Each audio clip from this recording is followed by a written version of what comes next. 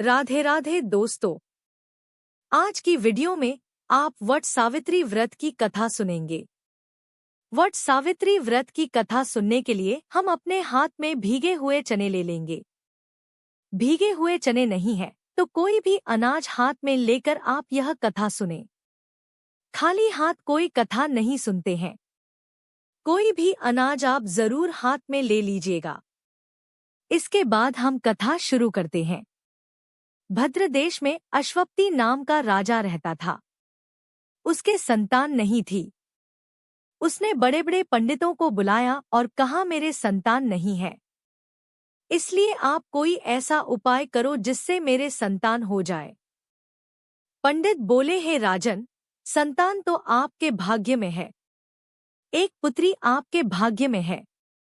फिर पंडितों ने खूब हवन और यज्ञ इत्यादि किए, जिसके प्रभाव से राजा की रानी गर्भवती हो गई। और कुछ समय के बाद राजा के महल में एक सुंदर सुकोमल कन्या ने जन्म लिया। राजा ने बड़े बड़े सुयोग्य पंडितों को बुलाया और कन्या की जन्मपत्री दिखाई। जन्मपत्री को देखकर पंडित बोले कि यह कन्या तो 12 वर्ष की आयु में ही विधवा हो जाएगी। राजा बहुत चिंतित हुए। राजा ने कहा, क्या मेरा नाम नहीं रहेगा? तब पंडितों ने सोच विचार किया और कहा कि हे राजन, इस कन्या से आप पार्वती माता और बरसाती अमावस्या का पूजन कराना, जिससे कि इसे सौभाग्य की प्राप्ति हो। जब सावित्री बड़ी हुई तो उसका विवाह सत्यवान के साथ करा दिया। सावित्री के सास ससुर अंधे थे। उनकी वह बहुत सेवा करती थी और सत्यवान जंगल से लकड़ी तोड़कर लाया करता था। सावित्री को मालूम था कि जिस दिन वह 12 वर्ष की होगी, उसके पति की मृत्यु हो जाएगी।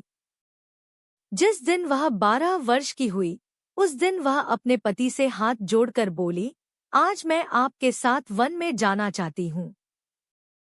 सत्यवान बोला, तू मेरे साथ चलेगी तो मेरे अंधे माँ बाप की सेवा कौन करेगा? अगर वह कहेंगे तो ही मैं तुम्हें ले चलूंगा। फिर वह अपने सासुर के पास गई और जाकर बोली, आप कहे तो आज मैं जंगल देखने चली जाऊं। वे बोले, बहुत अच्छी बात है, चली जाओ। जंगल में जाकर सावित्री ने लकड़ी तोड़ना शुरू कर दिया। सत्यवान पेड़ की छाया में सो गया। उस पेड़ में एक सांप रहता था। उसने सत्यवान को डस लिया। सत्यवान की वहीं पर मृत्यु हो गई। वह अपने पति को गोद में लेकर रोने लगी। तभी देखा कि वहां से महादेव और पार्वती जी जा रहे हैं।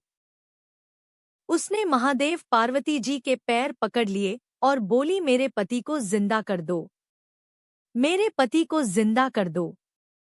पार्वती जी को उस पर दया आ गई और माता पार्वती ने कहा कि आज बरसायत अमावस्या है, तुम पूरे विधि विधान से बरसायत अमावस्या के दिन बड़ के पेड़ का पूजन करो, इस तरह से तुम्हारा पति जिंदा हो जाएगा।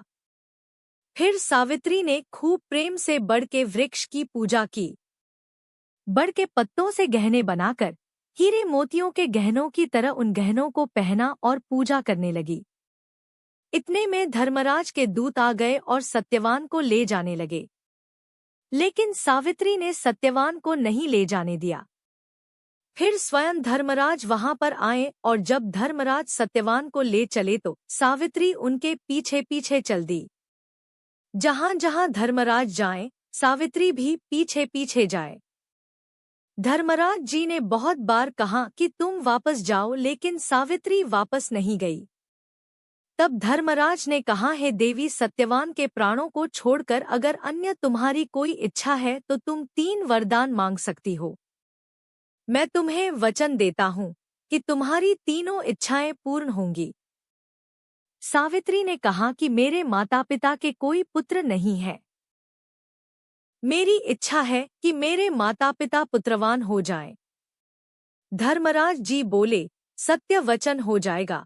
फिर सावित्री बोली, मेरे सास ससुर अंधे हैं, उन्हें दिखाई नहीं देता, आप उन्हें नेत्र ज्योति प्रदान कर दीजिए।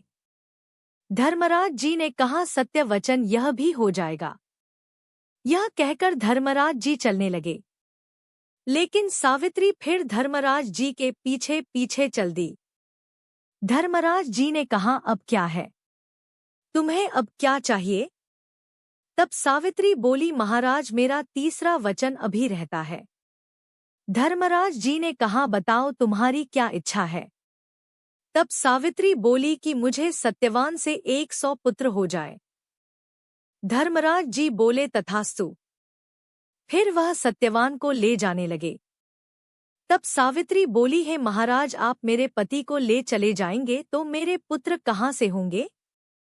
धर्मराज जी ने कहा, है सती, तेरा सुहाग तो नहीं था, परंतु बरसायत अमावस्या के करने से और पार्वती जी की पूजा करने से तुम्हें इतना पुण्य फल मिला है कि तुम्हारा पति जीवित हो जाएगा। इस तरह से धर्मराज ने सत्यवान के प्राण वापस लौटा दिए। तभी सावित्री माता ने पूरे नगर में ढिंढोरा पिटवा दिया कि जेठ की अमावस्या के दिन सभी महिलाएं बड़ के पत्तों से गहने बनाकर पहने, बड़ की पूजा करें और बाना निकालें। हे भगवान शिव शंकर, हे माता पार्वती, जैसे आपने सावित्री को सुहाग दिया उसी प्रकार इस कहानी को कहते सुनते हुकारा भरते सबके सुहाग की लंबी उम्र करना और सबको अखंड सुहाग देना। यह थी वट सावित्री अमावस्या की व्रत कथा।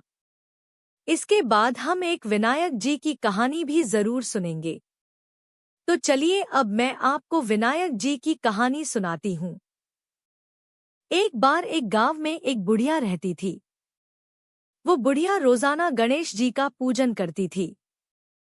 रोजाना मिट्टी के गणेश जी बनाती, रोजाना गल जाते। बुढ़िया के घर के सामने एक सेठ की हवेली बन रही थी। बुढ़िया ने जाकर कारीगर से कहा, कारीगर कारीगर मेरे लिए पत्थर के गणेश जी बना दो। कारीगर बोले, बूढ़ी माई, जब तक हम आपके लिए पत्थर के गणेश जी बनाएंगे तब तक तो हमारी दीवार बन जाएगी। हमारे पास समय नहीं है, आप किसी और से बनवा लें। बुढ़िया को बहुत बुरा लगा। बुढ़िया ने मन मन में कहा, भगवान करे तुम्हारी दीवार टेढ़ी हो जाए। अब गणेश जी तो सुन ही रहे थे। जैसे ही कारीगर दीवार बनाए, दीवार टेढ़ी हो जाए, दीवार को गिराना पड़े, फिर से दीवार बनाए, फिर से टेढ़ी हो जाए, फिर से गिराना पड़े। ऐसे ही बनाते गिराते सुबह से शाम हो गई। शाम को सेठ जी आए। सेठ जी ने कहा, आज कोई भी काम नहीं किया। तो कारीगर ने कहा, महाराज काम तो बहुत कर रहे हैं, लेकिन जैसे ही दीवार बनाते हैं दीवार टेढ़ी हो जाती है और दीवार को गिराना पड़ता है।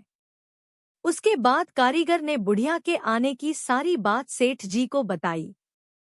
सेठ जी ने कहा, मुझे बुढ़िया के पास ले चलो। कारीगर सेठ जी को बुढ़िया के पास ले गए। सेठ जी ने जाके हाथ जोड़ के बुढ़िया से कहा, हे बूढ़ी माई, हम आपके पत्थर के नहीं सोने के गणेश जी बनवा देंगे। आप हमारी दीवार को सीधी करा दो।